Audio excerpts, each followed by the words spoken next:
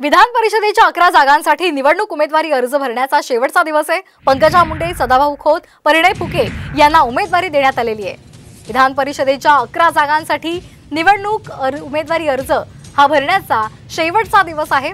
पंकजा मुंडे, सदाभाऊ खोत आणि परिणय फुके यांना उमेदवारी देण्यात आलेली आहे आणि आज अर्ज भरण्याचा शेवटचा दिवस आहे।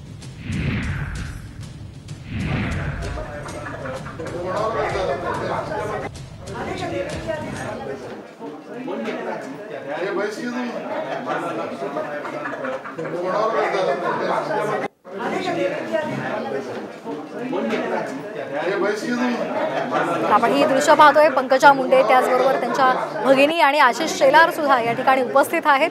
ही एक्सक्लुझिव्ह दृश्य आहेत साम टीव्हीच्या माध्यमातून।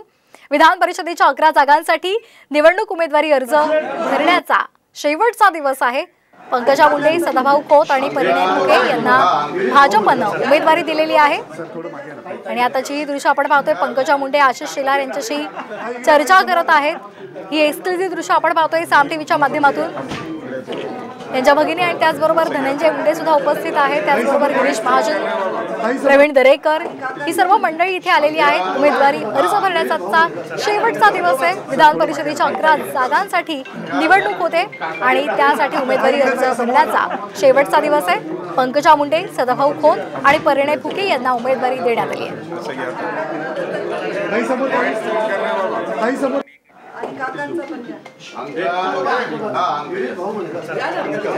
सर थोडं मागे ना इकडे ताई समोर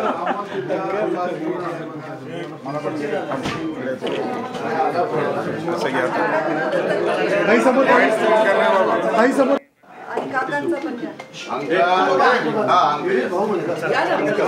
सर थोडं मागे ना इकडे ताई समोर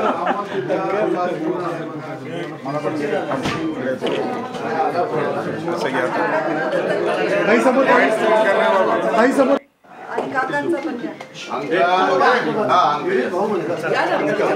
सर थोडं मागे ना खरं तर पराभव झाल्यानंतर खूप टोकाचे पाऊल काही कार्यकर्त्यांनी उचलले, आत्महत्या देखील झाल्या आणि वातावरण खूपच झालं होतं।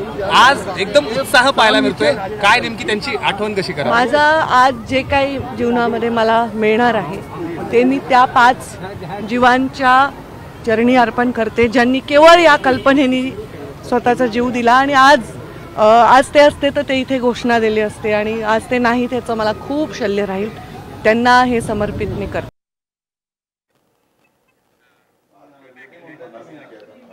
आपण पाहतोय आज उमेदवारी अर्ज भरण्याचा शेवटचा दिवस आहे। ही सर्व मंडळी, महत्त्वाचे नेते या ठिकाणी उपस्थित आहेत। पंकजा मुंडे सुद्धा आलेले आहेत, धनंजय मुंडे सुद्धा उपस्थित आहेत, त्याचबरोबर देवेंद्र फडणवीस आणि आशिष शेलार आणि त्याचबरोबर चंद्रकांत पाटील सुद्धा या ठिकाणी पाहायला मिळत आहेत। विधान परिषदेच्या 11 जागांसाठी निवडणूक होत आहे। आज अर्ज भरण्याचा शेवटचा दिवस आहे आणि यासाठी ही सगळी मंडळी जमलेली आहे।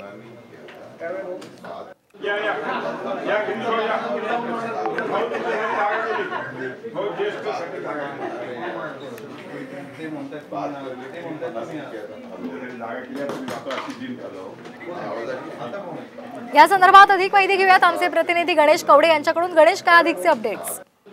नक्कीच कालच आहे ते विधान परिषदेच्या 5 जागेवर खरं तर भाजपकडून उमेदवारी देण्यात आहे। त्यात प्रामुख्याने पंकजा मुंडे यांचं पुनर्वसन आहे ते होताना पाहायला मिळत आहे, कारण की लोकसभेमध्ये आहे ते पंकजा मुंडे यांचा पराभव झाला आणि त्यानंतर पंकजा मुंडे यांना राज्यसभा किंवा विधान परिषद देण्यात यावी अशी ही मागणी केली होती आणि या सगळ्या संदर्भात आता पंकजा मुंडे विधान भवनात आल्यानंतर उपमुख्यमंत्री देवेंद्र फडणवीस यांच्याबरोबर आहे ती चर्चा झालेली आहे आणि यानंतर पंकजा मुंडे आहेत ते आपला अर्ज दाखल करण्यासाठी निवडणूक आयोगाच्या कार्यालयामध्ये गेलेले आहेत। त्यामुळे आज हे सगळे उमेदवार आहेत अर्ज भरताना पाहायला मिळतात। अगदी धन्यवाद।